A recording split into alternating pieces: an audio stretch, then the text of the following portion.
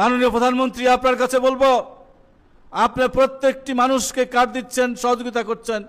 আমাদের এই 300 অসহযোগী কর্মচারীদেরকে আপনি আমাদেরকে তাদের চিকিৎসা করাচ্ছে, ঋণ করে তারা জায়গা জমিন বিক্রি করে আজকে সেই সমস্ত সুস্থ হতে হয়েছে, তাদের জন্য একটি পুরস্কারের ব্যবস্থা গ্রহণ করবেন।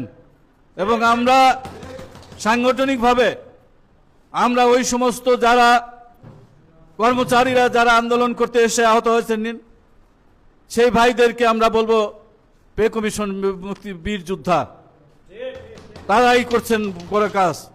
আর আমরা বলতে চাই, আমাদের 17-20 কর্মচারীরা যে অবহেলিত, আপনি জানেন 2001 সালে যখন মাননীয় প্রধানমন্ত্রী বেগম খালেদা জিয়া ক্ষমতায় আসেন, তার আগে আমাদের সাথে বৈঠক হয়েছিলেন। সারা দেশব্যাপী আমরা কাজ করেছি নির্বাচনের সময়। দেশে প্রধানমন্ত্রী হওয়ার পরপরই একটি ষড়যন্ত্রকারী আমলারা কাজ নাই মজুরি নাই আদেশটি ঘোষণা করলেন, এবং সাথে সাথে আমরা মগবাজার থেকে সালাউদ্দিন সেলিম এবং আব্দুল আজিজের নেতৃত্বে আমরা আন্দোলন গড়ে তুললাম, সংগ্রাম করলাম যে আমরা এই আদেশ মানি না, কাজ নাই মজুরি নাই আদেশ আমরা মানব না। ঠিক আমরা 4 দিনের মাথায় আন্দোলন করার পরে মাননীয় প্রধানমন্ত্রী কমিটি করে দিলেন।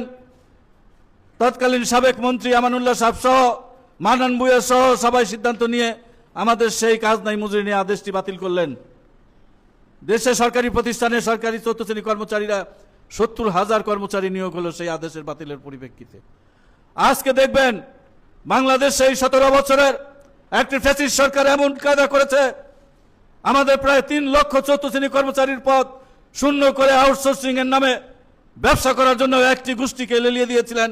তার প্রধান ছিলেন এসটি ইমাম সাহেব, তার একটি গার্ল কোম্পানি আছে, তিনি আউটসোর্সিং প্রত্যেকটি সরকারি প্রতিষ্ঠানে ঢুকিয়ে দিয়েছে। আজকে মাননীয় প্রধানমন্ত্রী, আপনার কাছে অনুরোধ করব, আপনি সেটা বাতিল করে ওই সমস্ত কর্মচারীদেরকে রাজস্ব খাতে নিয়োগ প্রদান করার চেষ্টা করবেন। এবং আমরা আপনার কাছে দাবি করব, যারা কর্মচারীর বিভিন্ন প্রতিষ্ঠানে daily basis master role outsourcing কর্মচারীরা কাজ করে, তারাও যেন এই পেনশনের এই পে কমিশনের আওতায় আসে, সেই ব্যবস্থাটা আপনি করবেন।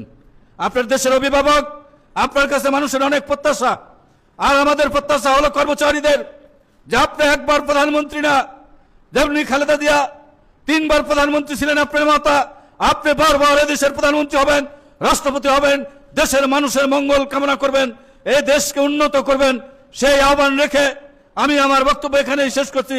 খোদা হাফেজ, বাংলাদেশ জিন্দাবাদ, সবাইকে ধন্যবাদ।